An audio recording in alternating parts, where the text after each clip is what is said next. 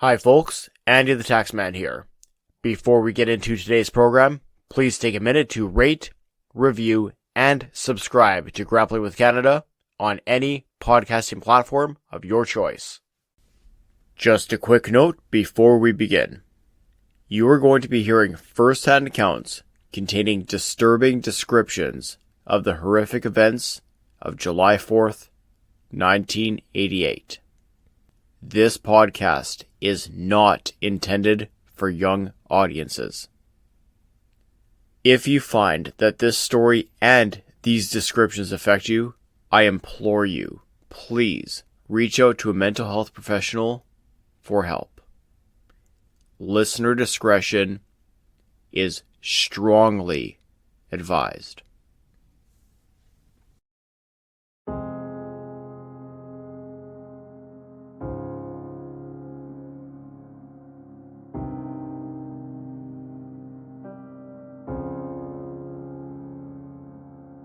Seriously injured a fourth. Among the dead, one name in particular very well known to wrestling fans here. The accident occurred around 9:30 last night near Lewisporte, Newfoundland. A van containing 4 professional wrestlers suddenly plunged into a shallow stream. Dead is former WWF star adorable Adrian Adonis, seen here in the pink trunks. His real name is Keith Frank from Los Angeles. Also killed was Pat Kelly on the left. His twin brother, Mike, on the right, was the only survivor of the crash. He's in serious but stable condition. The Kelly twins are from Hamilton. Perhaps their biggest claim to fame was this chocolate bar commercial shot with another professional wrestler, Mad Dog Vachon. The third to die in the crash was Dave McKigney of Aurora. His fans knew him as Wild Man. His friends remember him differently. The tiger with a heart of gold. Kind-hearted man I've ever met. And I'll never forget the memories when I was a little girl, him picking me up, putting me on a pony. We'd go back in the woods, pick apples, bring the sacks of apples back. For Carrie Ann Orser, the death of her stepfather completes an incredible cycle of tragedy. It was 10 years ago this past weekend that her mother was mauled to death by a bear. Wild Man, her husband, kept the bear around the house and often wrestled with him in the ring.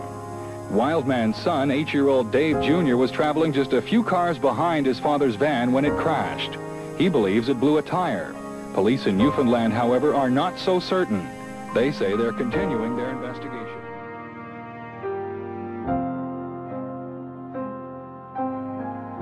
I'm your host, Andy Dulovich. This is Grappling with Canada.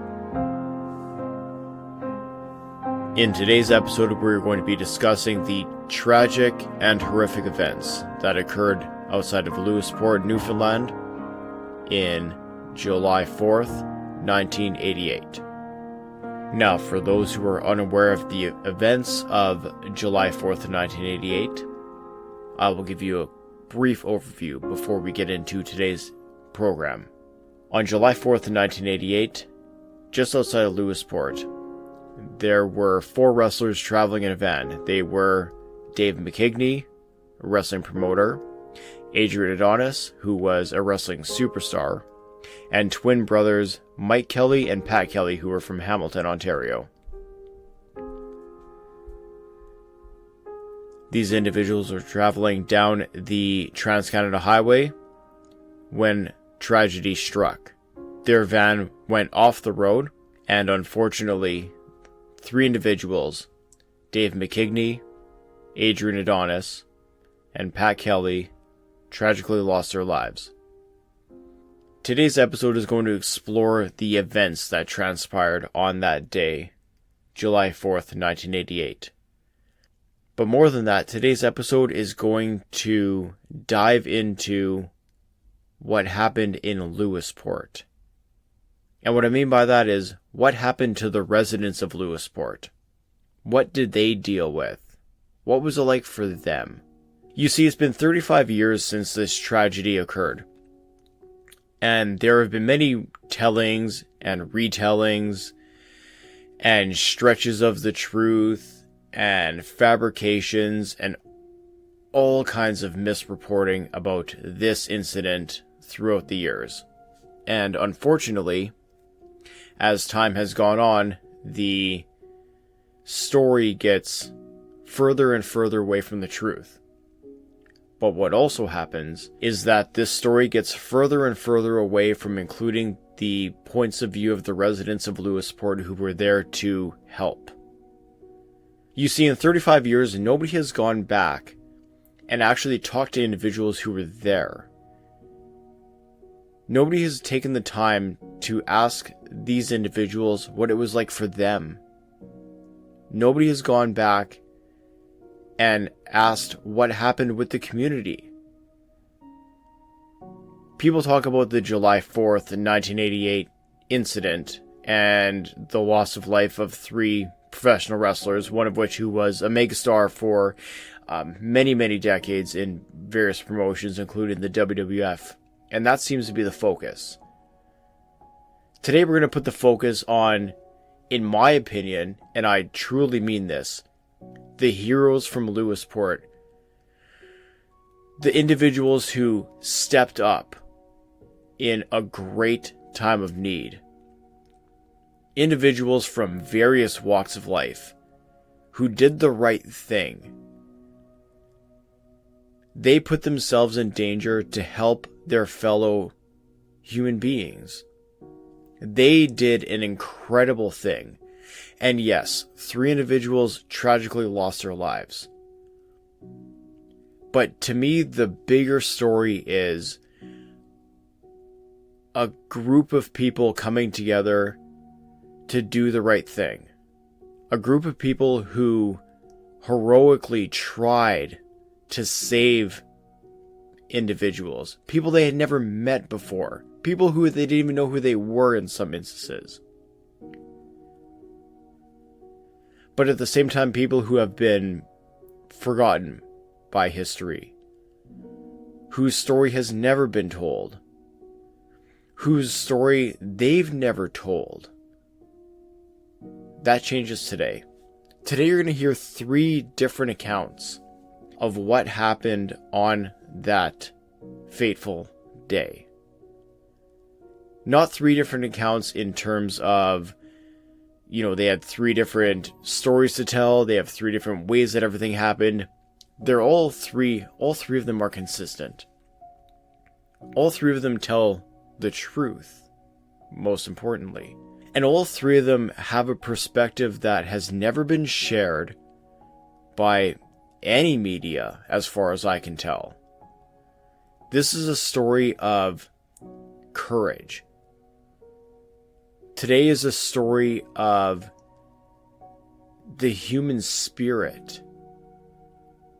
I'm proud that I was able to talk to these individuals, and I told all 3 of them in no uncertain terms, I am proud of them. They inspire me. And I hope that after you're done hearing this episode, you'll feel the same way. In my opinion, these 3 individuals are heroes. And the individuals who were involved in the events of that night, they're heroes. Regardless of the loss of life. They did something extraordinary. Yes, they had a horrific experience. And yes, they will live with this experience, these images, this feeling for the rest of their lives. However, they don't have to live it alone. And we can all do our part to share in that. And at least listen to their stories and share our support for those in the Lewisporte area, those who, like I said, still live there and those who have moved on. But the ones who stepped up in an extraordinary situation, who put in an extraordinary effort. So, I think that's about enough out of me for this episode. You're not going to hear a whole lot out of me. Truth be told, this is not my story to tell, but I will say a couple of things before we get into this episode. We are going to talk about the true story of what happened in the Lewisporte incident. There has been quite a bit of misreporting and misrepresentation over the years, and we're going to clear that up tonight.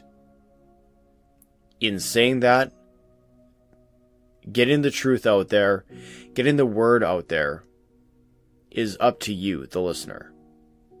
So I would implore you, after you listen to this episode, please go out of your way to share this episode with your friends, your family, individuals who may be interested in this story, individuals who are interested in the human experience.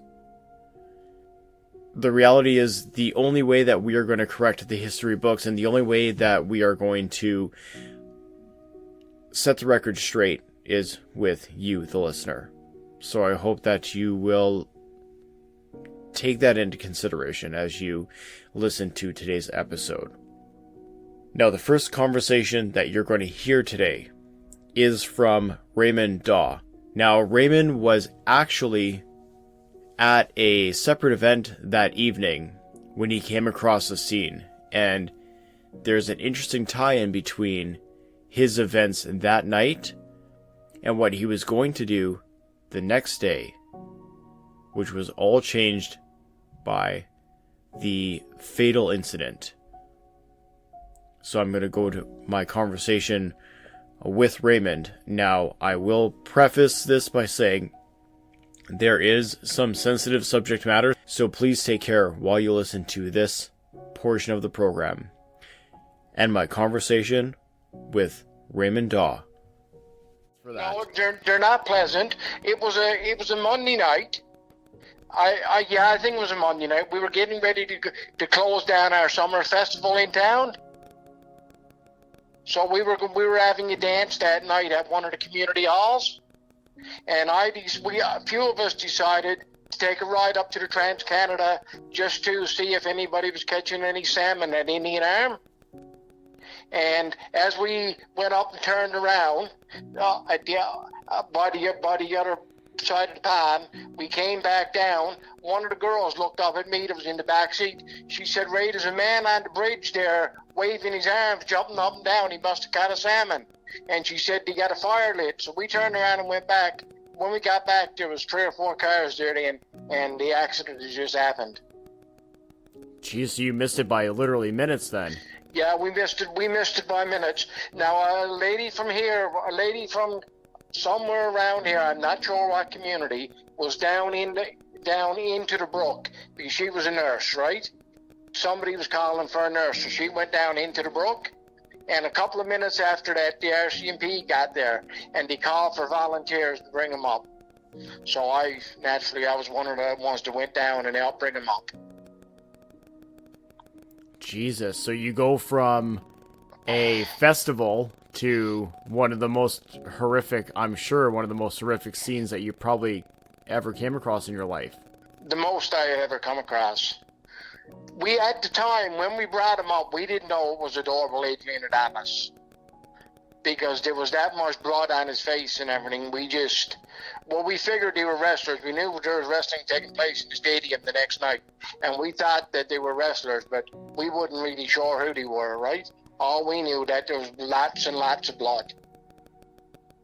Yes, and I'm sure, you're not used to obviously seeing a situation like that, so you wouldn't have even thought to probably put 2 and 2 together of who it would have been. It was just, at that point, you're kind of just hopping in the fray and helping out. Yeah, that's all we're doing is hopping in the fray and helping out. That's all we did. We got down to the brook. We took the backboard with us, right? Got down to the brook, and somebody had Adrian Adonis's head held up so he wouldn't drown in the water, right? And coming up, all he was saying was, me back, muttering something about his back. His back was bad. And when we got up to the top of to where the bridge crossed the Trans-Canada up over the hill there, that's when he started to gurgle. And the doctor asked for a trach to be put in him. So they put a trach in him, and he died on the way to the Gander Hospital. Yeah, with the extensive injuries that he suffered, it's incredible that he made it as long as he did. I know that he was in, a horrendous shape, but boy, oh boy. Yeah, he was in horrendous shape. It was real bad. When you leave Indian Arm, you're going towards Gander, where the nearest hospital is. The brook really you come to is Lake O'Brien, and that's where he died on the way up, and just topping the hill there by Lake O'Brien on the way to Gander. So, obviously, your festival was over that day, or was there a second day of it? And wrestling was the next night at the stadium. Okay. I couldn't wait. I was going in to see Adrian Adonis. Oh my God. Yeah, I'm a big wrestling fan, right? And I just when I found out that night, that it floored me that it was Adrian Adonis that got killed, right? And the other guy that lost his leg, he was screaming blue murder as we were bringing him up, right? He was just crazy in pain too.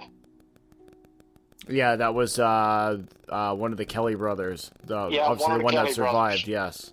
Yeah. Now it looked like to me as we were going down to pick up Adrian Adonis, there was a body on the trail. One of the guys flew out of the van and was on the trail, and he went to work, and we didn't know if he was dead or alive. Somebody from the bottom down, somebody down in the water shouted out to us to come on down. He was dead, right? When we come up with Adrian Adonis's body, there was nobody there then. The body was moved to one side of the trail, right? So we managed to get up, and as soon as we got up to the top, they asked us to come back again with another board for one of the Kelly brothers. Yeah, the one on the trail, that would have been the promoter, Dave McKigney, unfortunately. Yeah, don't know. I didn't know who it was, but I knew there was somebody. Mm-hmm. And there was one guy in the van, like it was almost like he was cut in two. His hands and everything was just dangling down, and he was in the van. That was the three that died, and one of the Kelly brothers lived, right? Yes.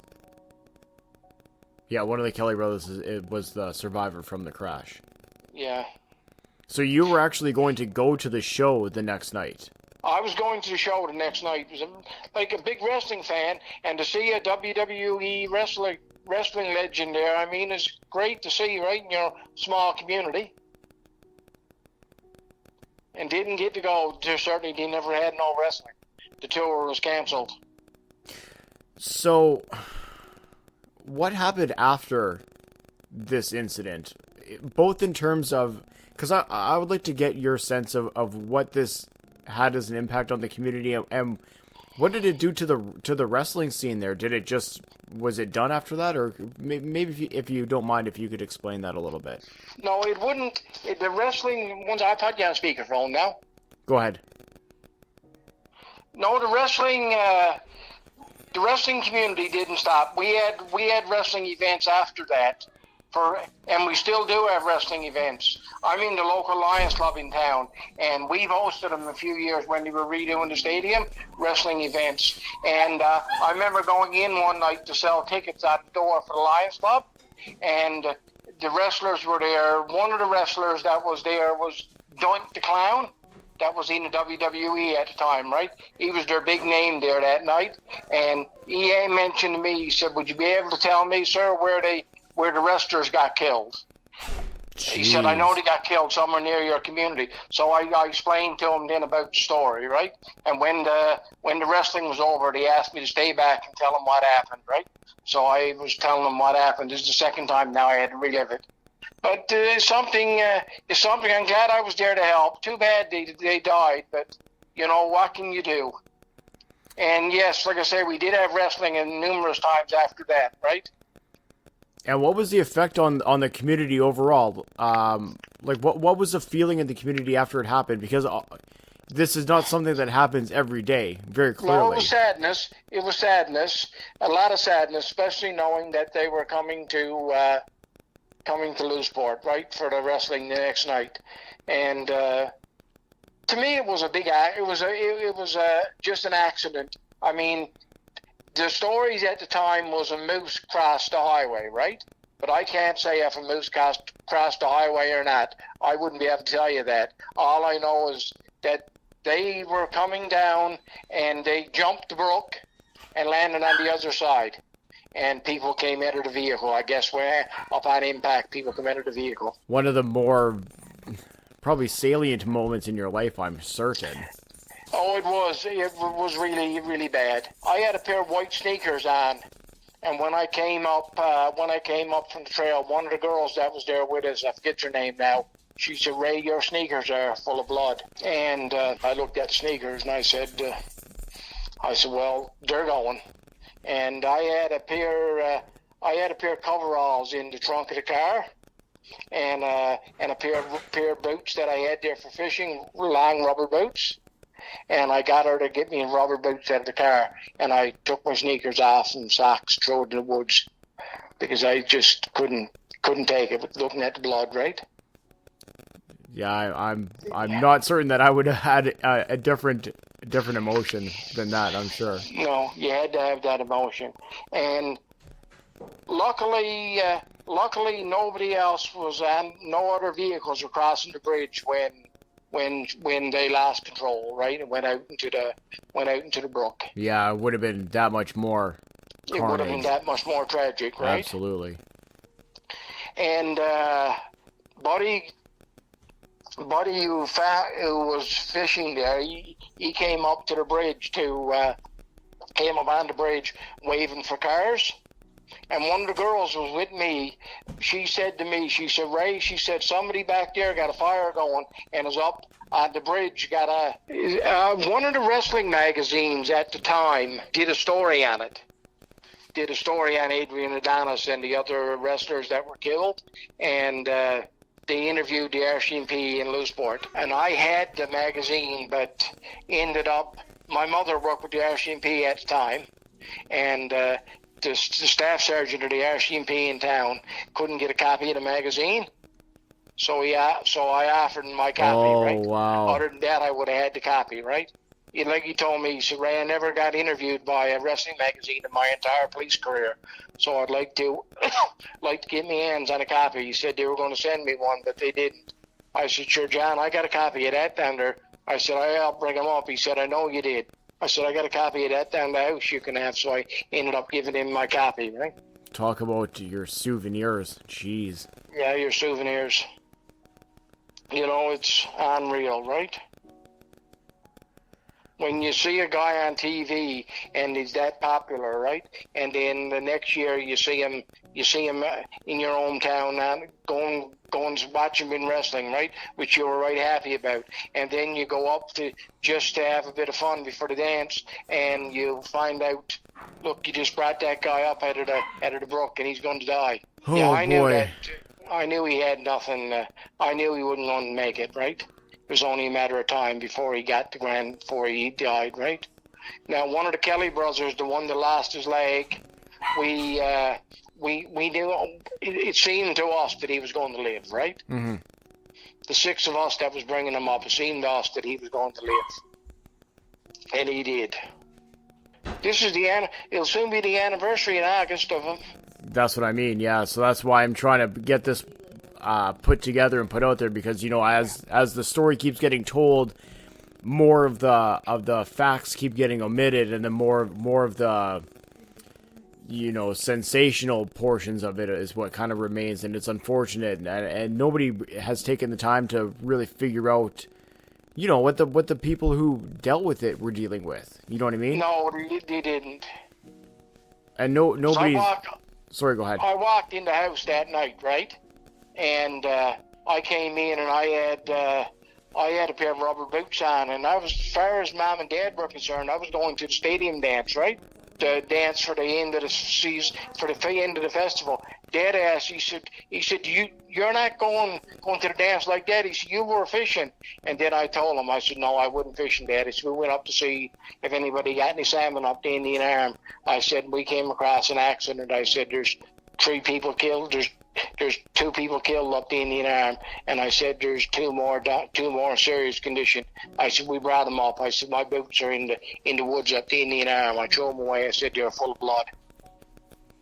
Jesus. Yeah, it's just unreal. Yeah, I can see it now like it was yesterday. Adrian Adonis down in the brook, and somebody holding his head up so he wouldn't drown, right? And there was a crowd over by one of the Kelly brothers doing the same thing, holding his head up so he wouldn't drown in the brook, right? And I can't even put myself in that position of being there, right? You know, even hearing it vicariously 35 years later, it's shocking, to say the least. It is shocking. Yeah, 35 years later, it's unreal. It was a brown, to me it looked like a brown van. It looked like a brown van they were driving, right? But yes. Everything was beat up on the van, right? And the guy that was in the van, to me, looked like he was cut in two. But now his body was bent that bad with the accident that you don't know, right? But it looked like he was almost cut in two. Yeah. Oh, you could see was blood everywhere, right? And smoke coming out of the van. Jeez, that's... Well, I mean, obviously I'm sorry that you had to go through all that, but I'm glad at least that you're willing to, you know, talk to me and at least put it on the record and that I was able to get your perspective of it, because like I said, that's the one thing that's been missing in the whole conversation, these whole 35 years is the perspective from the folks who were there. So I want to thank you for being willing to speak to me about it. I'm glad the story is told, right? In the YouTube video that I saw about it, there was an aerial picture of Indian Arm where it happened, and they interviewed, and Adrian Adonis' wife was interviewed, right? Mm-hmm. Nice for closure for the family too, and the anniversary of it was brought up, and people, they understand how they died, right? I mean, the way I look at it, I'm telling you how they died, right? Yes. And it's nice for that to get out how they died. The families can have closure now, right? Absolutely, yeah. And again, the facts of what happened, right? That's the biggest thing. Yes. Too, so. I'll tell you now, it was a clear night, beautiful night, warm, everything was perfect, right? It was a great night to end the festival, and the way you can't say whether at any part in the accident it didn't, right? But whatever is said, they're reporting a moose. The articles that's on YouTube are saying that it was that they swerved to avoid a moose. And if anybody know Newfoundland and Labrador, there's a lot of moose on the highway. After hitting two, so I mean, there's moose on the highway everywhere. It very well could have been a moose, right? But the way they jumped the brook and everything, they had to have been going at good speed. Yeah, absolutely. Yeah, they had to have been going at good speed. When we first night got married, before I got divorced, first night got married, we were going to Gander one night, and commented, and the ex-wife, nobody knew about the act, and knew that I helped bring him up, and as we passed by the brook, I said, that's where the wrestlers got killed. And the ex-wife said, yes, she said, they got killed there, didn't they? I said, I can't pass by without thinking about it. She said, why would you think about that all the time? I said, Tracy, you don't know. I said, I brought them up that night when they were dying. She said, what? I said, I brought them up from the brook. I said, that's why I always think about it. I said, I can't go up the Indian Arm without thinking about it. Something that she live in your memory forevermore. Yeah, and brother-in-law was with me. That was with me that night, right? When I told the ex-wife that I was up to the accident scene, and he looked up at me. He said they had a towing company at the time, a garage and everything down in Cameron. He said Dad had to go up. He said and bring the vehicle. He said down to the garage. He said to do an inspection for the RCMP on the vehicle. I said I never knew that, Steve. He said yeah. He said we does inspections on vehicles and accidents for the RCMP. He said we had to go up and tow the truck up, the van up. He said and do the inspection on it, right? Mm-hmm. He said, Ray, so you talk about people coming down around the garage to see if they can see the van. I said, well, I wouldn't come down because I didn't want to see it. And I said, I don't want to see it ever again. And he could understand that, right? Absolutely. Yeah. Now, during the course of my conversation with Raymond, you would have heard about an individual who was holding the head of Adrian Adonis, keeping him as stable as possible, keeping him as comfortable as possible. You also heard in Raymond's story about an individual who was waving people down on the highway. This individual is one and the same. This individual's name is Jim Butler, and he went into great detail about what it was like for him in this tragic situation. Now, before we go into his conversation, this conversation contains some graphic descriptions. I have to be honest, when I was having the conversation with Jim, I was not prepared for it, to hear it. So I just want to make everybody aware that there is distressing material in this next conversation. However, his story deserves to be told. And I hope that you, the listener, will understand his point of view in describing it the way he did, but also you'll feel the cathartic nature that he felt describing the incident. It wasn't easy for him. It was certainly not easy for me to hear. And I just want you, the listener, to be prepared to hear some, like I said, distressing material as we move forward in the program tonight. So, with all that being said, I humbly present to you my conversation with Jim Butler. There's one thing about it, when you witness something like I witnessed, you don't ever forget it. You don't get any of the images out of your mind. I can look at it now and I can remember it just the same as the day it happened. And that's what's really missing from the reporting. See, now, I'm not sure if you're into wrestling or not, but On the wrestling stuff, Adrian Adonis, I used to watch him on the WWF or whatever it was at the time. The two Kelly brothers were a tag team crowd. I watched them a few times, so I knew who they were. The manager, I didn't really know. Because when I went down over the side of the highway, down over the bank and the bridge embankment to go to the people that had survived, now this, I'm going to let you know, I can get pretty graphic with this because I can remember it like it was yesterday. I had to step over him. His face, he was face down on a boulder, and when he hit that boulder, he never ever moved again because his head and his face was all crushed when he hit at such high speed. And his hair, believe it or not, his hair was out around the boulder. He had a little bit longer hair, and his hair was right even out around the boulders, even like it was placed there. It was unreal. Jesus. And he was dead.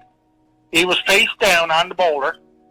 His arms were out to a little bit from his sides, but not totally out at a 90 degrees, like you stand up and just hold your arms out level with your shoulders. They weren't quite out there. They were probably back about 5 to 8 degrees, I'll say. The reason I say that is I'm a carpenter and I deal with degrees and doing things. And, I stepped over him to walk down the trail that was there a little bit. If he would have been another 10 to 15 feet to his right, he would have been up on the guardrail or the highway. He would have been thrown way on up to almost up back on the highway. Where the van was to was probably down about 30 feet, maybe 40 feet away from the bridge and that. And he was thrown probably, I'd say, about 50, 60 feet away from the van. But obviously he stopped right on a boulder. And when I walked down over the bank, I'll start from the beginning, and I'll tell you exactly. Me and my cousin were up there salmon fishing with fly rods, right? Yes. I'll start right from the beginning. And there was fellows up farther. There was a little bit of a steady there, pond-like area, where the river flows out of that pond, a little bit of a steady pond area. And then up farther is where the river empties out into this area. And you could see fellows on up the river farther fishing the rapids up there. And I will say this, the RCMP in their official report said there was moose in the area and moose caused the accident. Well, I don't know about any moose. We were there we were there for I was there probably a half an hour to 3/4 an hour before the accident. And friends of mine one guy that my cousin knew really well, Tom Jones. Now, this is going to sound funny, but his name was Tom Jones from Campbellton. And he was farther up in the river, and we never ever did see any moose. None. And I don't think that was the cause of the accident. If someone wanted to really know the truth, they were probably intoxicated when the accident happened. But that's besides the point. That's something that you wouldn't, where it happened so long ago, you wouldn't want to hurt the families or anything with that. And, but anyways, a few minutes before me and my cousin witnessed the accident, I was standing up in the spot where the van hit, looking with my glasses on. I had sunglasses on with polarized sunglasses so I could see into the water a bit better. I was looking for salmon to see if I could fish them.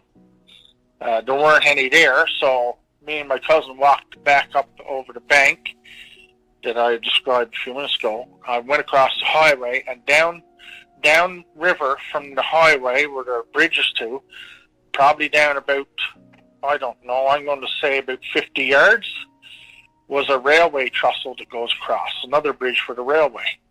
So we went down there where the river empties out to the larger Indian Arm ponds called, I believe. And we went down there and we're going checking for salmon because we could see salmon out farther in the pond were breaching. They were heading up river to spawn. And to be honest, we were fishing there for a few minutes, and then we heard something. We both turned around at the same time, and I was standing on the trestle at this time. And when I turned around, I seen the van on the other side of up on the highway. It came along. It clipped through some low-lying brush there, alders we call them. The van just missed the side of the handrail, hitting that on the bridge. That would be the upstream side. It just missed that. As it traveled through the air across the bridge, I'm going to take a guess, and I'm going to be honest. That bridge might be replaced now for all I know, because I've been gone from home for almost 30 years. And when I was in the railway trestles down in elevation a little bit, I watched the van fly through the air, and you could see the wheels below the bridge upstream, and the cab above in the handrail as it was traveling through the air. And of course, it slowly went down, and it jumped the river completely, and it hit the boulders in the bank on the other side. And I looked at my cousin, and I said, Ned, I don't know if anyone could ever survive that. We were both shocked. I immediately ran to the other side, and my pickup was parked up on the side of the highway on the shoulder because there was pretty wide shoulders there. Actually, it was my father's pickup I was driving. And meanwhile, my cousin, Edwin Russell, he went to this handrail of the bridge and looked out over. And I went to the Irving gas station and got on the phone, and I phoned the RCMP, and I told them guys to phone the ambulance service and make sure. And right off the bat, they said, well, how many ambulances should we bring? I said, bring at least 3, and I can't remember exactly how many came. The bridge, because obviously I'd left my cousin there. By this time, Tom Jones was up training, happened too, heard the noise and seen the van and seen the whole start together. But the time I got back to the river, I got over on the side of the road and parked the truck right out of the way of everybody. I went to I walked up to the bridge and looked out over the side, and Tom was down in the water, and this guy up at the river drowning happened to be Adrian Adonis. And I looked down, and I looked at, there were probably about 8 to 10 people there, and just that. And the first thing went through my mind is, what's wrong with these people just standing up here and no one's helping? But I was lucky. It was where I was in the trade school and that. I also done first aid. So I took off down over the bank.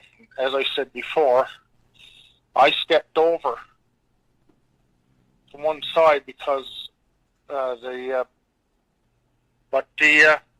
van was beat up on the opposite side of the river. Yes.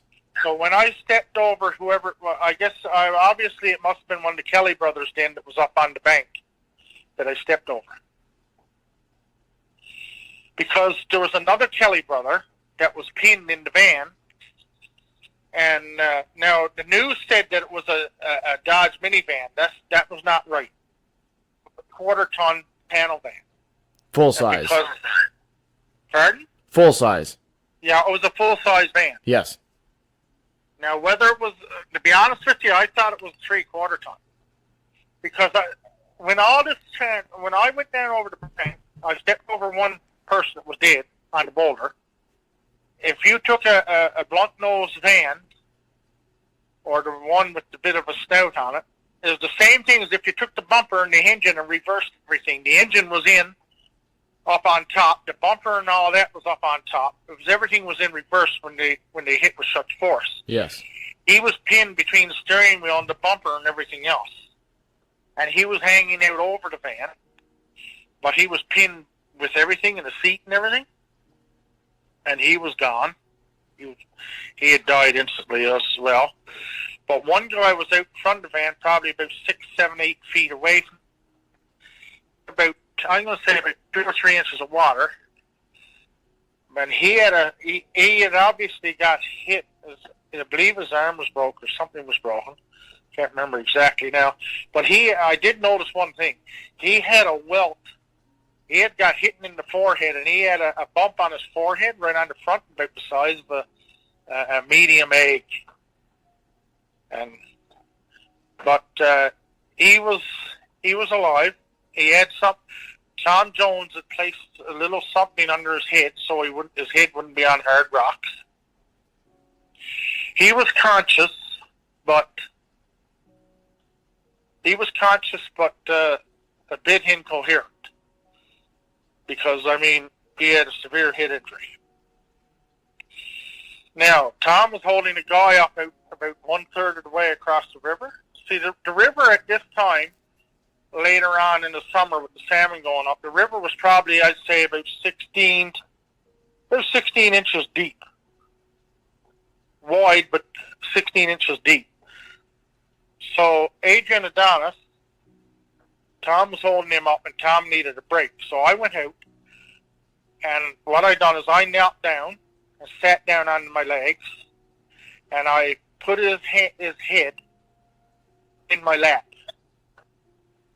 And I talked to him and tried to console him as best as I could under the circumstances. But I know I was knelt down there holding him up at the water for 45 minutes before they finally came on over the bank with a stretcher. And then I helped Freaks Ambulance, and the paramedics helped him get him on the stretcher. And I don't know if you want me to go very graphic with his injuries, but I can remember. It's up to you. I don't. If it's too much for you, it's whatever you're comfortable with sharing. I can share it. I held him in my lap, and on the left side of his face, if you put your hands to open up your hands and your fingers, and you take your hand and place it over your small finger over your nose, and then the rest of it, your fingers net spread out over the rest of the other half of the left side of your face. Well, all part of his nose that you wrap your finger on, and everything that was touching the face down to the chin and the forehead and the eye socket around that side, the skin was ripped off. Oh my God. I could watch his eye, as we were talking and conversing, I was watching the muscles around his eye and the tendons moving his eyeball. Now his left arm was floating downstream. It was broken off at the wrist, and the bone was, I say, for about 6 inches up his arm, and like hard, and that broke the wrist skin down over about 6 inches of bone. That was just floating downstream, still attached to his arm. His chest was literally pushed, I'm going to say a nice bit. You could see he had a lot of chest injuries because his chest was all pushed over to his left side. So I knew he had broken ribs and a mess, and his legs were the same things. If you took a pretzel, or making a pretzel out of pretzel dough, his legs were all intertwined. They were all broken off. And I mean, the poor man, he screamed in pain because, I mean, it had to hurt when we lifted him up to put him on the stretcher.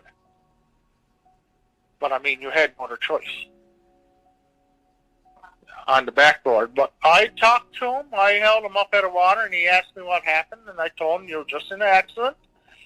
I said, "Everything's fine. The paramedics and everyone's on their way, and they're going to help me." And then they asked me, "Well, what's my family going to do?" I said, "That's fine. You've got lots of family that will take care of your closest ones right now. You just concentrate on getting better." You know, that's how I talked to him, as much as I could. And, I mean, if Tom wouldn't have went down there when he did, the man would have drowned in the river because, I mean, he couldn't get himself up or do anything. And, yeah, it was quite the scene. I don't even know what you made the comment earlier about you saw people standing around and kind of like they weren't doing anything. I have to imagine the shock that people would have had at that point. I think a lot of it is people at this point seeing the mess wouldn't have known what to do. Mm-hmm. But, and I helped, that would be Gordon Wolfrey, and I helped him put one of the guys in the body bag after several of us. And here by time and everything, and obviously. And I thought that they were there, area and that happened, I can't remember exactly what day it was, in the afternoon or something. I never left it and got back home until 1 o'clock that night. Oh, you stayed through the entire ordeal then? I stayed there for the entire ordeal and helped out to get the dead bodies out and everything. When it was all said and done, I went flagging traffic for the area. Me and a police officer went up flagging traffic because I also, on construction, I had my flagging ticket.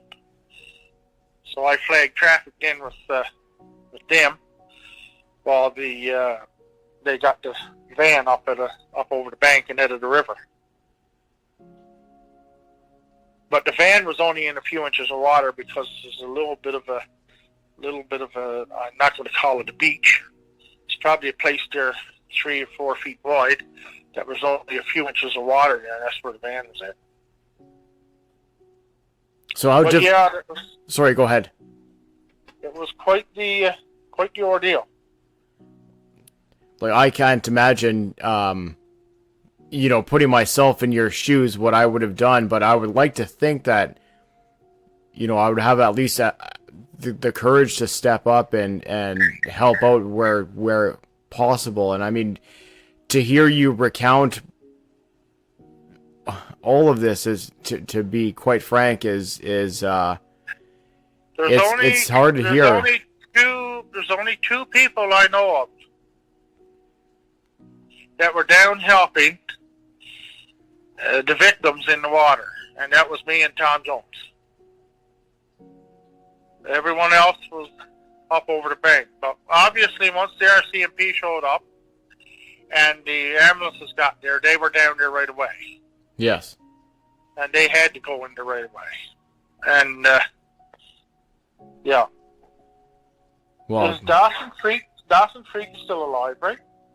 No, Ned, my cousin Ned Russell, he never participated in the rescue or anything. He wouldn't be able to. He had to. How can I put it? He had an accident early in his life with his own brother that died from hypothermia. Oh, geez. And he had to watch him perish. So I mean, that was no. So he probably wouldn't have wanted to get involved anyway. Mm-hmm. Which, yeah, you would understand that part of it at least. Yeah. But no, it was quite the scene, quite the thing to witness. And like you said, it's 35 years later, and like you said, it's still. I remember everything. If me and you were to go back there now, I could point out to you exactly where the fan is to. And if they haven't changed the bridge or disturbed any of the scenery, I could probably, now no doubt the bushes and everything is growing up there a lot now probably. I could show you, if nothing is disturbed, I could show you the rock that one victim was sprawled out around. I could show you where each one was laid out. And, yeah. Jesus, what a memory to have. I don't know if you had any. Well, later on that evening when we were cleaning up everything and cleaning up, some of the wrestlers all of a sudden pulled up that just came up on the scene. And by this time, everyone in the bodies had been removed and that, and they were going to start winching the van out. This was another party, I think it was 3, maybe 4 of them. But one of them was pretty distraught and saying all kinds of things, and I just said to him, "Sorry for your loss," and holy suffering. I said that, and that guy just went berserk. He was going to get ready to go and fly right aboard me and pound right into me. Jeez. And 2 of his friends had to grab him out and haul him back. Dragged him back to the car, and they said, "Thank you for what you said. Thank you for your condolence, for your sympathy. And we'll get this the jackass." I don't know. They dragged him back. They dragged him back to the car and drove me get in and let him out. But anyway, yeah. I mean, I suppose that's a little bit of levity in such a horrific situation. Well, you never expected someone to be able to tell you exactly what happened like that, did you?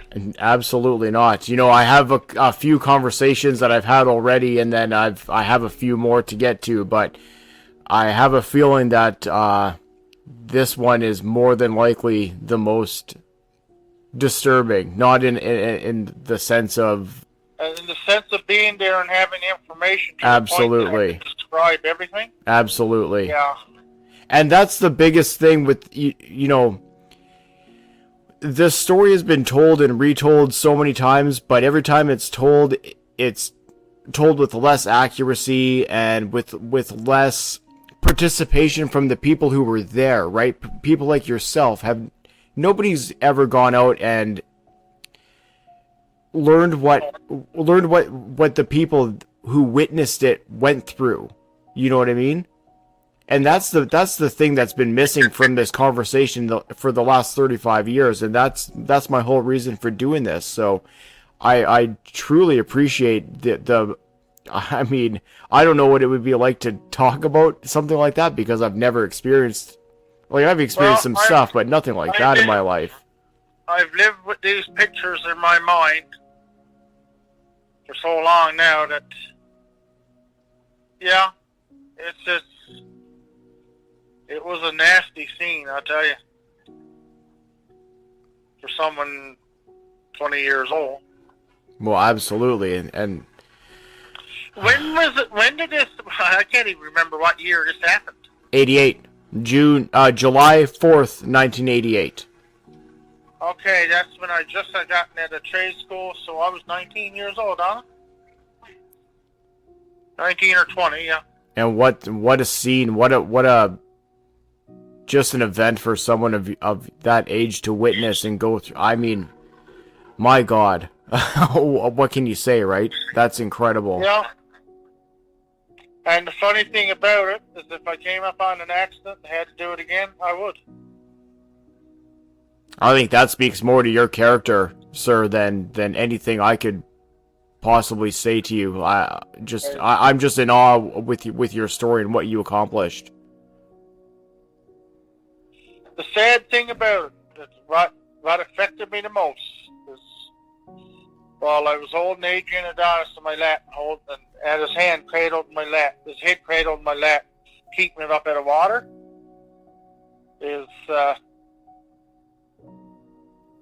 obviously his short-term memory was affected by the injuries, because he kept on every now and then he'd ask me what happened. And I experienced that when my father had his head injury with the horse. He asked me what happened. I said, "You just had a little accident with the horse. You stay still." He said, "I can't move." And I told my father, I said, "Stay still. Help is on the way." And that's all I said to him. And yeah, it was quite the place. What can I say? I was only probably about 5 to 6 minutes away from Lewisporte Junction. I wasn't taking my time either getting there. Yeah. I put on the hazard lights and I just floored it. And I was saying, now, what if the cops catches me and pulls me over? I'm not stopping for nothing. In hell or high water, I'm going to get on that phone. Well, then you can drag him there, too. If I drag cops there, I'm going to say, okay, get out, turn around and get back to the accident scene up the road and do some good. Mm-hmm. Yeah. I've told a few people that story over the years. But this is the first time I sat down and went into, described it right from start to finish. From being there, because obviously if we would have stayed there and fished, I would have been stood up right where the van hit. And I would have been probably under the van. Jesus, and there's another thought. I would have been dead as well. It's only by God's grace that I walked up over the bank. Me and my cousin, we both walked down to the other railway trestle just downstream a few yards, and went and we're standing up on the trestle, and we're just going to start to get ready to haul out the rods and put them together and fish when we heard the noise. And that was when the tires hit the gravel on the opposite side of the highway up there, the gravel shoulder, and then the van clipped through the haulers and just missed the pet guardrail and went whatever. You know. Well, grace of God is right. I mean, you talk about fate. You know what I mean? That's. But I was,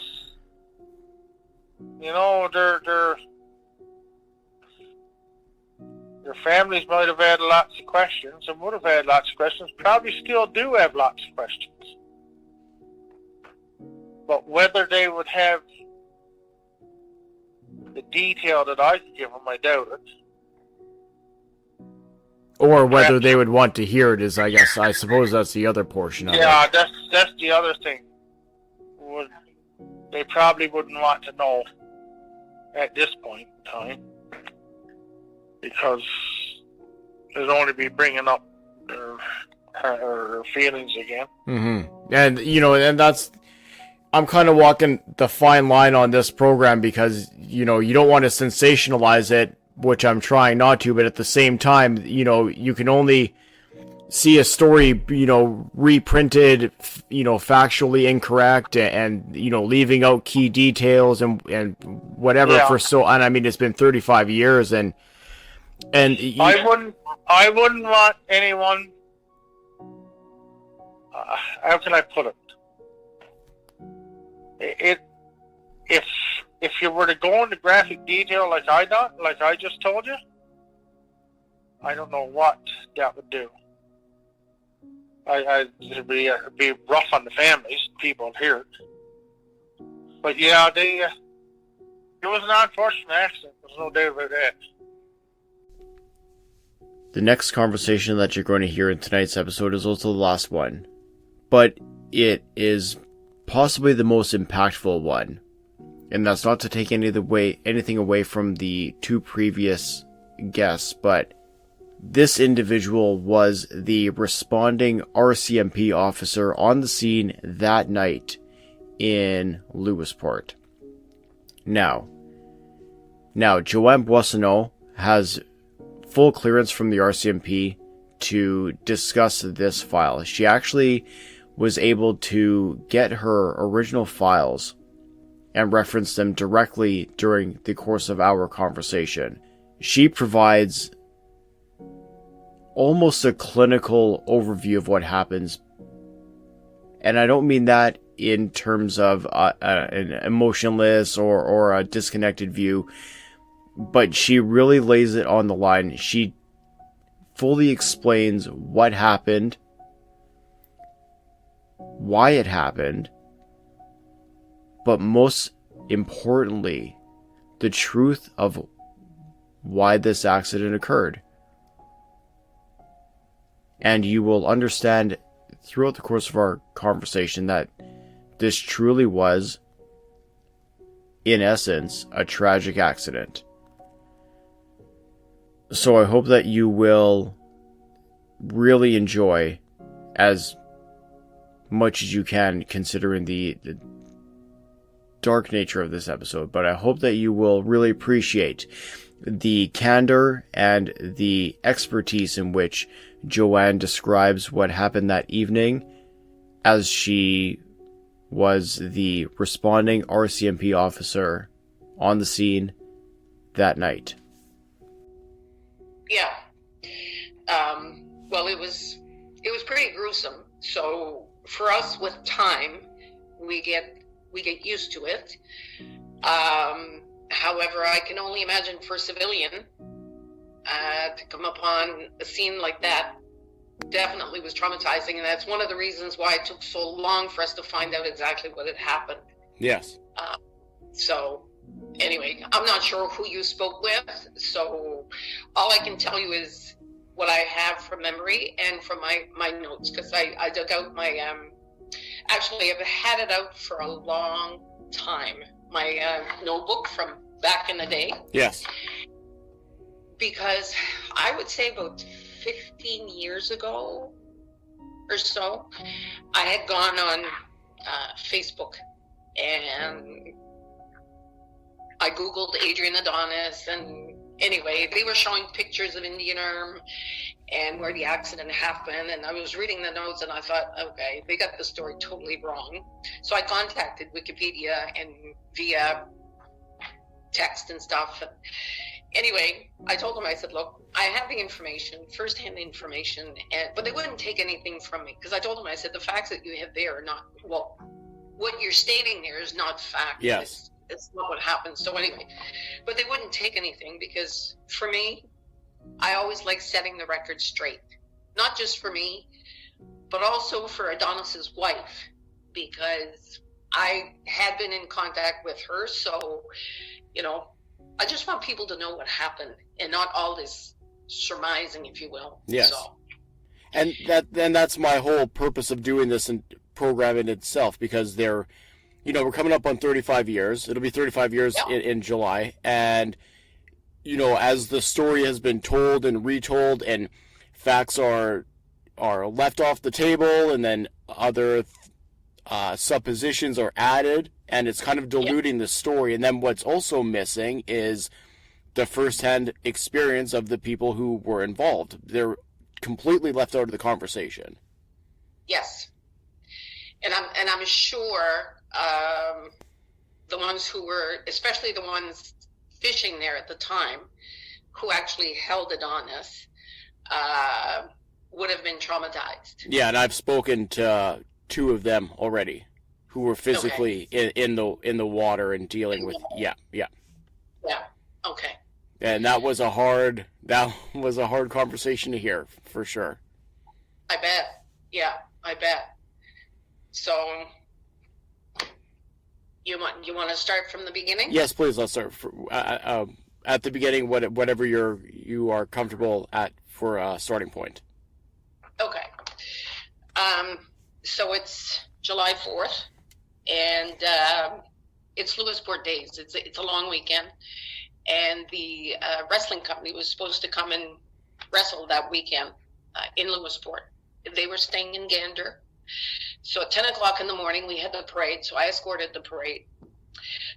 Lewisporte Taxman was a 9-member unit at the time, but because of transfers, vacation, and we had 2 members away in Bay d'Espoir, which is about 185 kilometers from Lewisporte, there was some unrest at the First Nations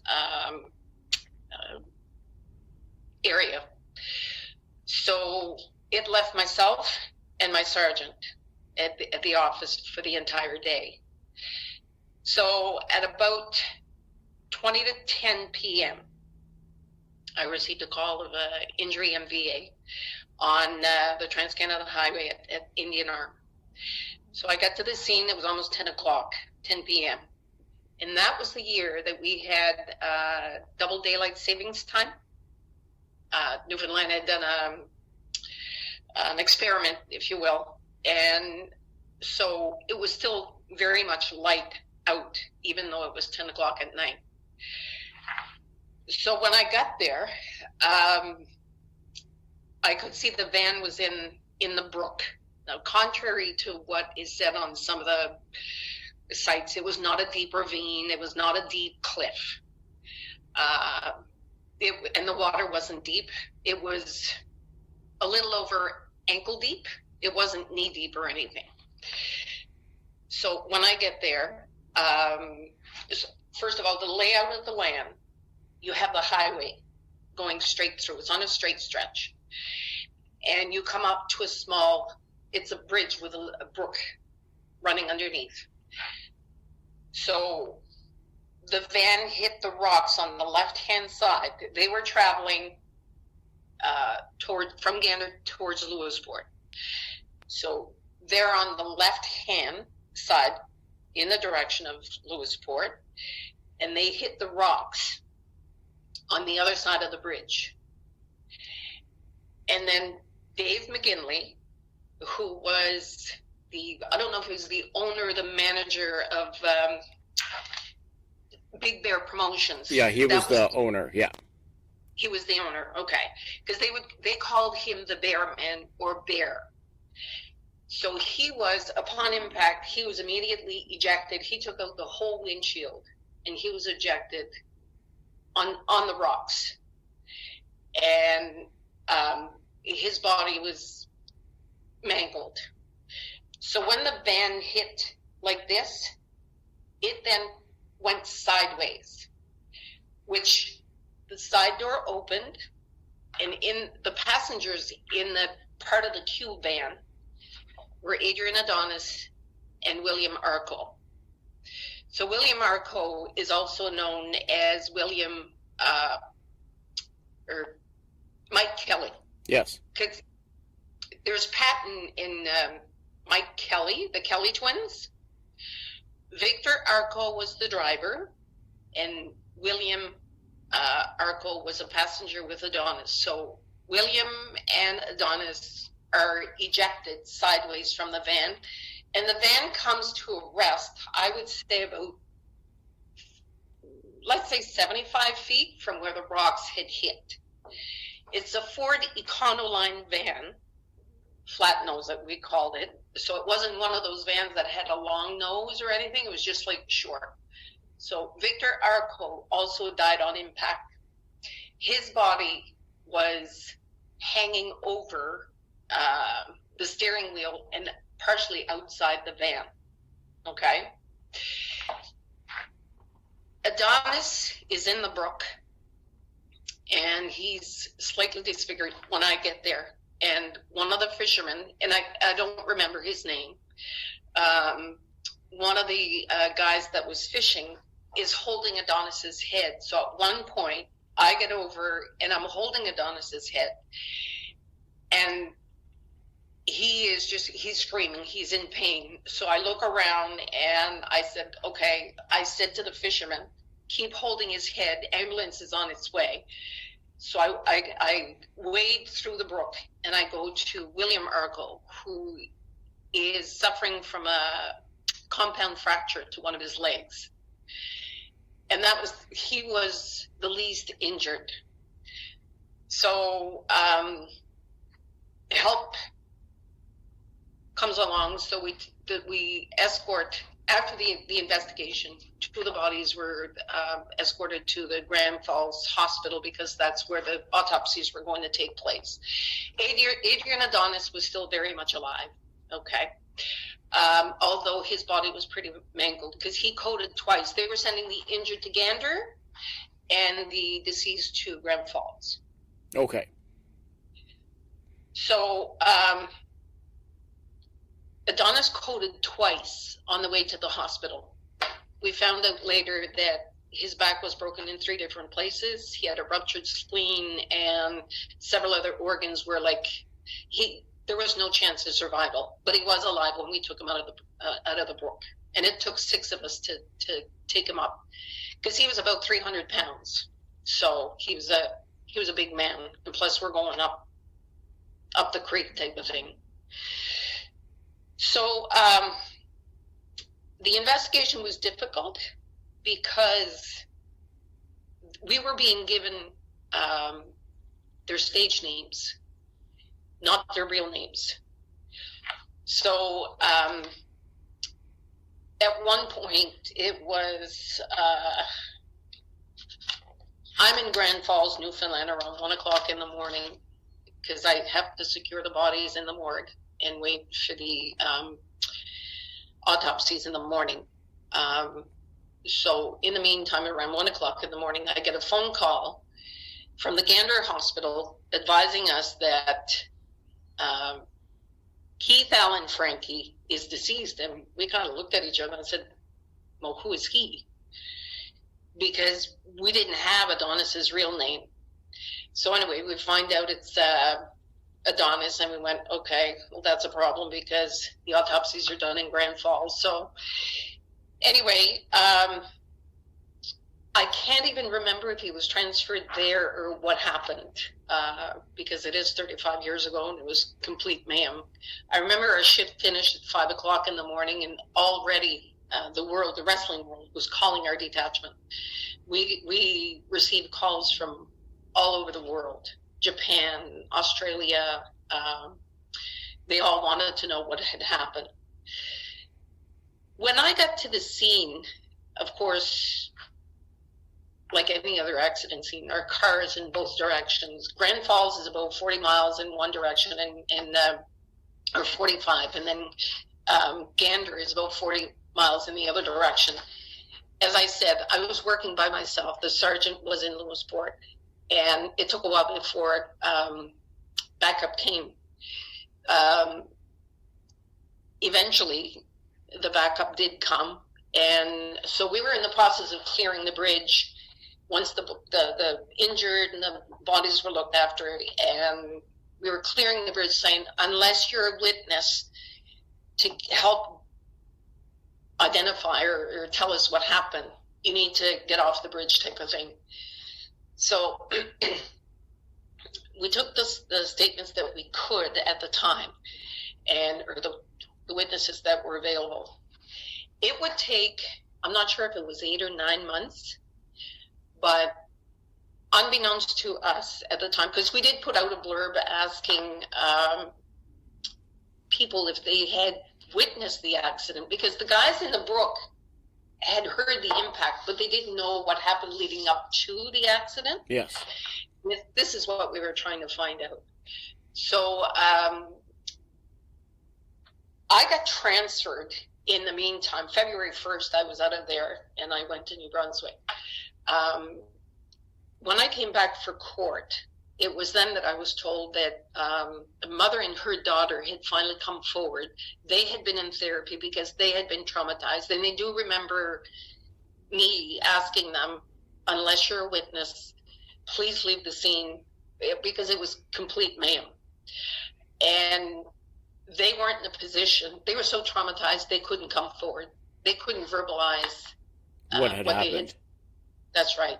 So it took months for us to finally be able to determine that what happened was the van carrying Bear, Victor Arco, William Arco, and Adonis were on their way from Gander to go see the venue and sort of like a meet and greet of Lewisporte Days. And on their way there, Victor Arco was the driver. He was passing 4 vehicles, which were all towing travel trailers. And remember, I said it was still light out, even though it was 9:30, 20 to 10 at night. The sun was setting. And he probably didn't see that there was an oncoming vehicle until it was too late. He didn't have room to go back in between the cars and the trailers, so he went on the left-hand side of the road. And at the time, the shoulders were not paved, so he was on gravel, probably going at quite a clip, okay? And he basically ran out of road. When he came up on where the bridge was, there's no more shoulder.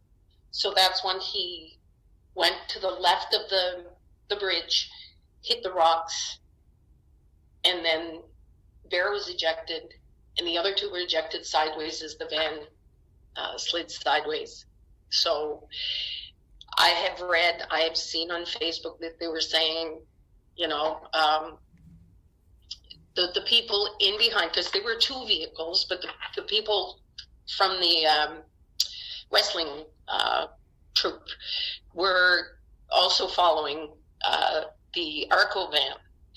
And the rumor was that there was a theft and they were running after the money and this and that. It's not true. There was a theft of money, but it happened well after the accident. This is public knowledge. Robert Stanley James was in the vehicle behind. I'm not sure what his role was in the wrestling company, but he seemed to know that there was money. After the accident, after I went back to the office, and finally 2 of my colleagues had come back from Beta Spare, so they were giving me a hand with the investigation. I received a call from B. Frankie, which is Adonis's wife, and she was the one to tell us that Adonis had money, a considerable amount of money. It was $6,000, because he had spoken to her and he told her he had the money. So she had said it was in a gray pencil case, and he probably had it with him. So I said, okay. So we went through the van before it was taken for a full mechanical, which is standard procedure in a fatal, but there was nothing there. So I went home at 5 o'clock in the morning, and I was thinking, okay, because, hang on a second.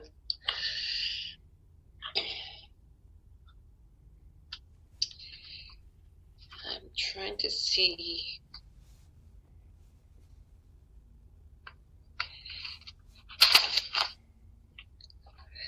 The next day at, it was 10 after 7, Robert Stanley James and a guy by the name of Dalziel, D-A-L-Z-I-E-L, they were part of the wrestling crew, and they came in to the office, and they wanted some of the exhibits turned over to them. Those were the exhibits we had seized from McKinley and Victor Arco.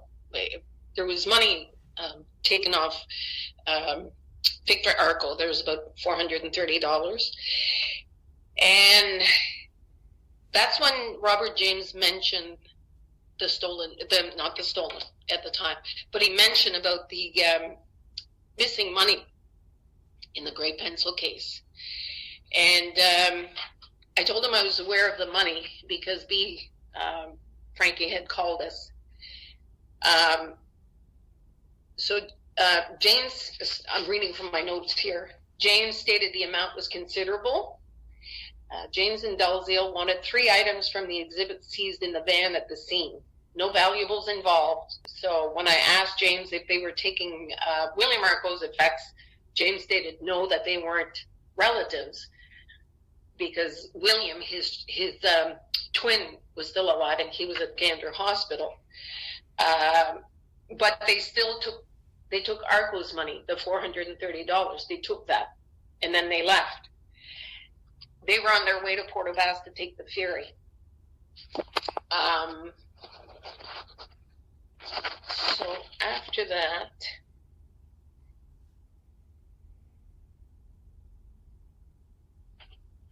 okay, I went to Gander Detachment. They were transferring blood samples to see if there was any alcohol in Victor Arco's system, and then I went through Adonis's things, and there was no money found. The gray pouch was there, but it only contained the passport and the wallet, but no money. And I remember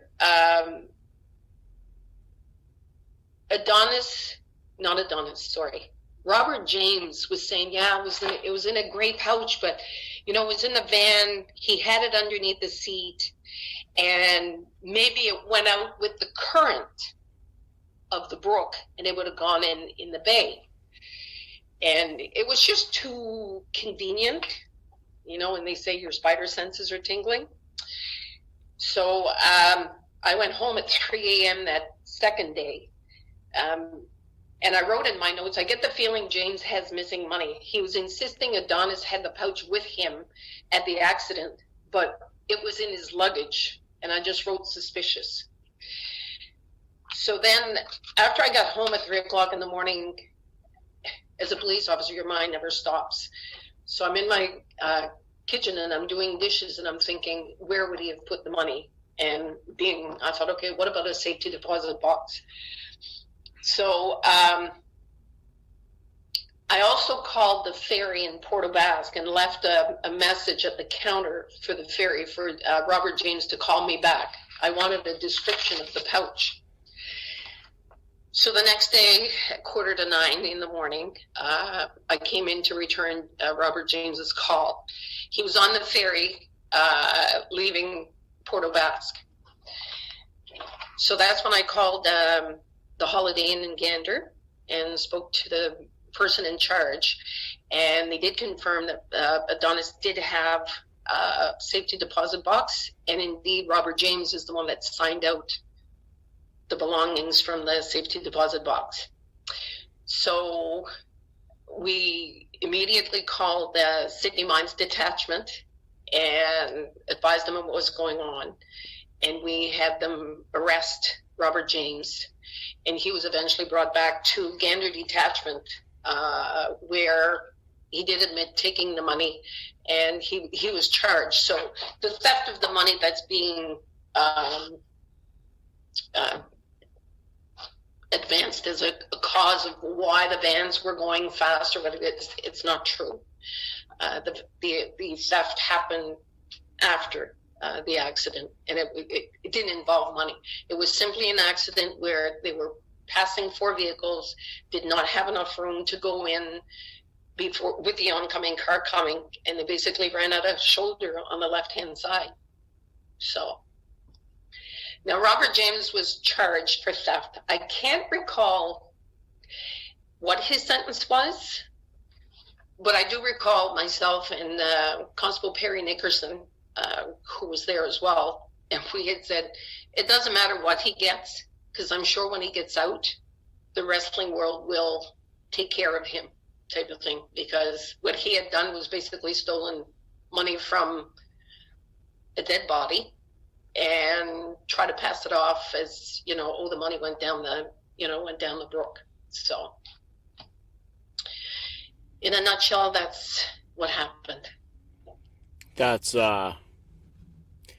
mind-boggling to Isn't hear. it? Yeah. And, the theft of the money aspect of this is obviously, the crash is disturbing, but that's almost as disturbing because, like you said, you're essentially robbing a dead man. And Exactly. and it's not like, Adrian Adonis wasn't married, didn't have kids or anything like that. So you're not only stealing from him, you're also stealing from them. I mean, that's Yeah. it's hard to hear. Yeah. It was, it wasn't my first fatal, but it was my first triple fatal. And it was involved, but I'm happy to see that we were able to resolve it, especially for his widow. And at the time I didn't know he had a son. I only found that after. But yeah, because $6,000 35 years ago was a lot of money. Still is today. Yeah. But I'm glad we were able to come to at least give Frankie that type of comfort, knowing that aspect, because she was worried about the money, and we felt at the time that if she's asking for it that bad, she needed the money. So I'm glad to have this opportunity to finally write the facts, because even when this thread started, my sister-in-law, who lives in Lewisporte, she's the one that sent me the thread, and I also had another friend send me the link to your page, and I have been wanting to just get the facts out, and dispel all these myths around, always a moose and always deep in a ravine. And it's not that. And actually my niece owns the piece of land right adjacent to, they have a cabin and they have it as an Airbnb. And they have a write-up there to say what, about the accident and stuff. And I'm not even sure she has all these facts that I just told you today. So I think she's one of the ones who responded on the post as well, because I recall somebody was talking about that they own the property. It's an Airbnb now. But Julie Wolfrey. Yeah. Okay. Yes. Yeah. Because I also know on the thread there was one of the guys I interviewed was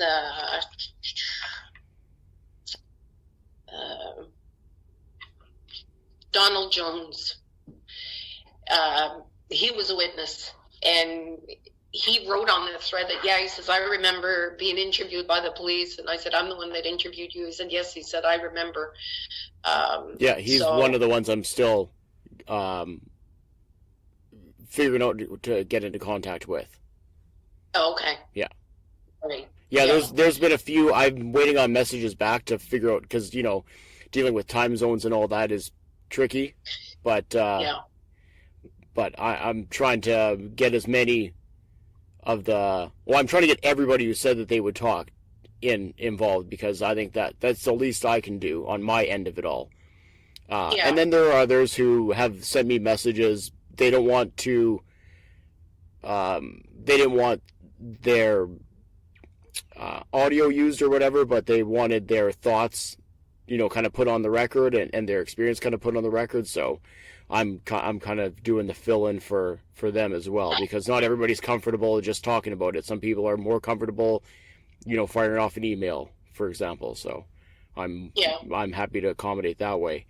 So one thing I wanted to ask, and this will spark maybe a different conversation then. was you had mentioned that obviously the autopsies were performed. I'm assuming toxicology was performed on the driver. Yes. So whether or not you are allowed to say anything, I'm not sure about that. But that's one of the rumors, was obviously that drugs and alcohol were involved as a direct result of, or that directly resulted in a crash. Yeah.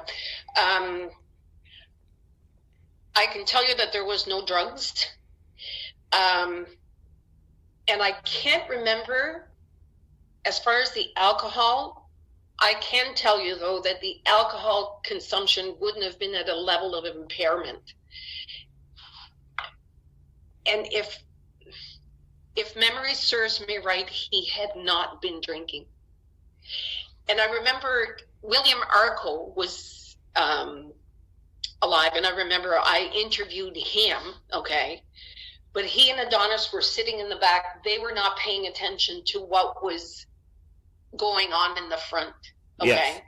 So they were conversing with each other, but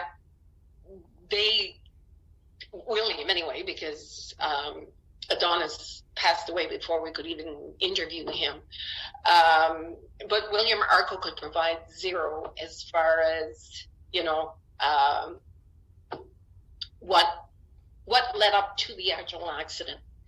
But I know that impairment was not, it was not a factor. Because one of and this kind of goes to the moose narrative that was going around. And like I said, I've already spoken to several people who were there, and they all say, no, there was no moose there, not even close. No. A couple of the salmon fishers, they were there for hours. They never saw anything like that. So to me, almost immediately, it seemed like the moose was a cover story for making it seem like the driver didn't do anything wrong.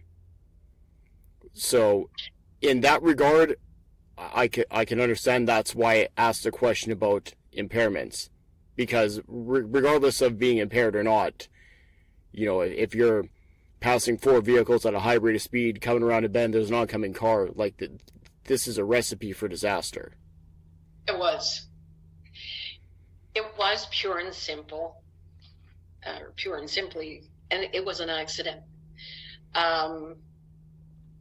We didn't have really accident reconstructionists back in the day, but we did go back and see where the sun was setting, and it would have been in his field of vision at the time around 9:30 in the evening, and it just made perfect sense when the lady and her daughter came forward and said, he was passing, and being in a van, you know how it is sometimes. You can pass a vehicle, but you don't necessarily see that there are 3 in front. Yes. You would be seeing one vehicle towing, but then he was committed, and he didn't have an out. He couldn't get back in to the lane of traffic. So for him, it was, I got to go left.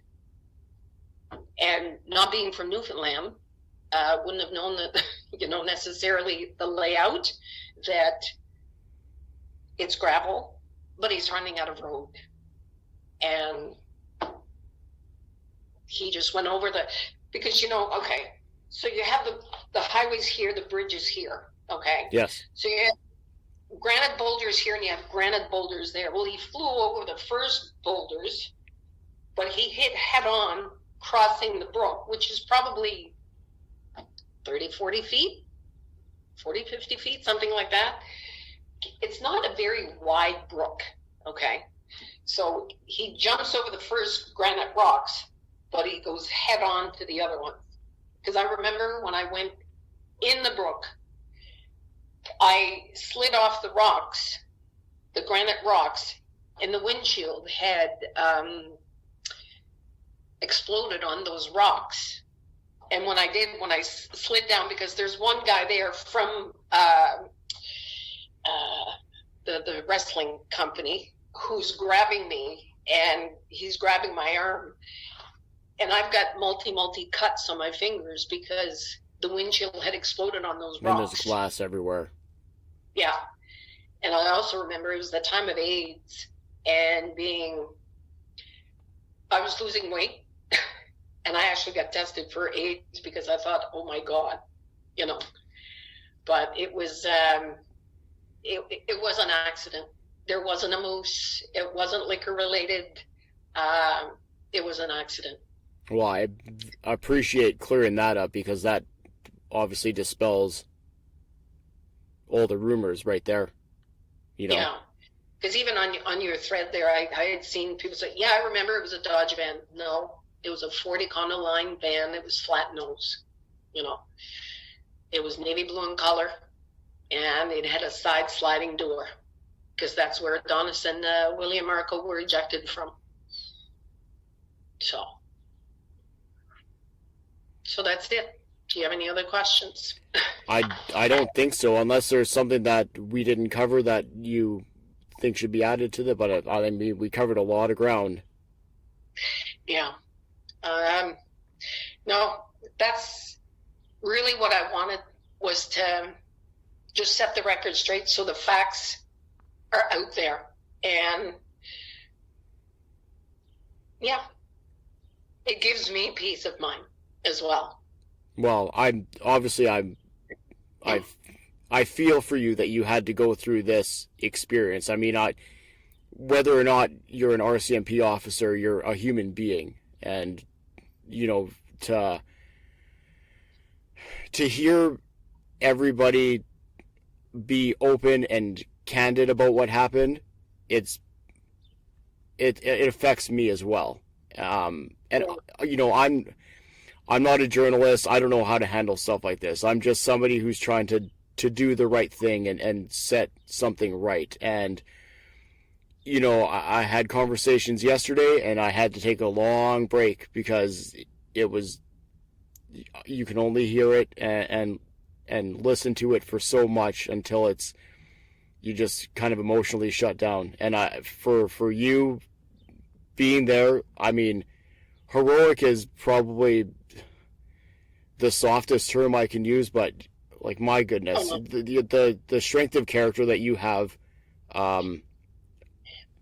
I don't know, you have me speechless. I'm not normally this verklempt, but you've done it to me. So I can't thank you enough for being willing to discuss this. Well, thank you for giving me the opportunity.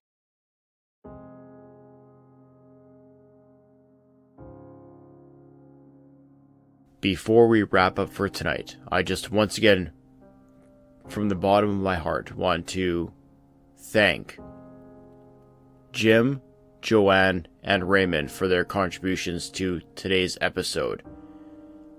Once again, their strength of character is unmatched, and they all three had me in awe of them as individuals. So, to the three of you, thank you so much. This episode would not have happened without the three of you. Point blank, period.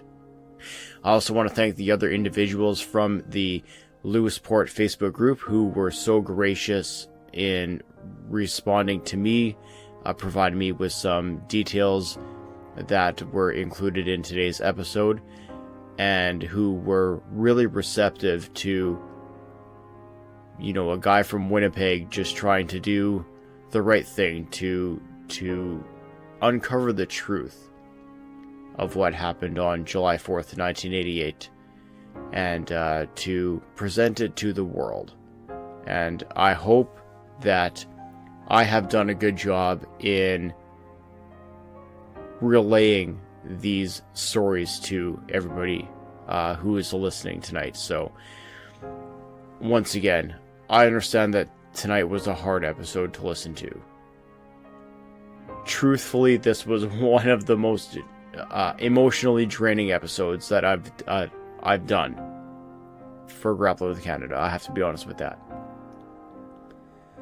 In saying that, I can't imagine what the individuals who were there, three of which you heard today, what they have went through and what they continue to go through. So for the three of you, again, Joanne, Raymond, and Jim, I hope that you can find some comfort, some solace in sharing your story. And for the individuals who I have been in contact with who didn't want to come on the program, I understand that. It's not easy to talk about, but I hope that you will have some sort of cathartism from this episode and have a chance to heal.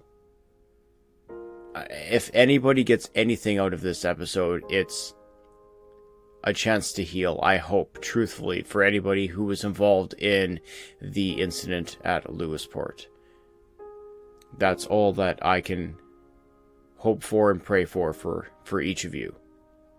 And I especially want to thank you, the listener, for taking a chance on a heavy episode. And once again, I hope that you will go to your way to share this episode and get the truth out there. You know, now that everything is on the record, hopefully we can set things right and tell the world, you know, a horrible accident happened that claimed 3 lives and changed hundreds more, thousands more. And at least now the truth is finally out there for everybody to hear and to understand. So, thank you very much for listening.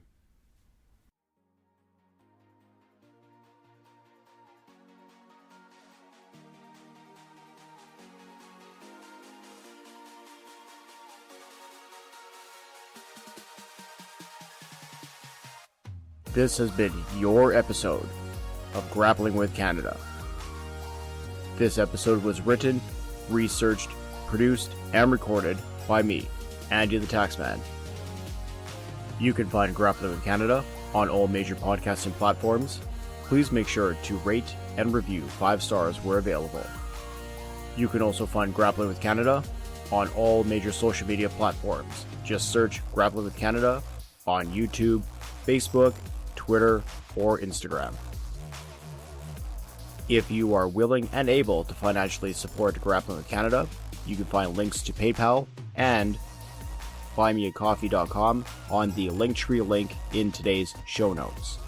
You can also find links to the Grappling with Canada merchandise store in the show notes for today's episode. If you enjoyed today's episode, please share it with your friends and family. This is Andy the Taxman saying, thank you very much for supporting and listening to this program. Take care of yourselves and each other.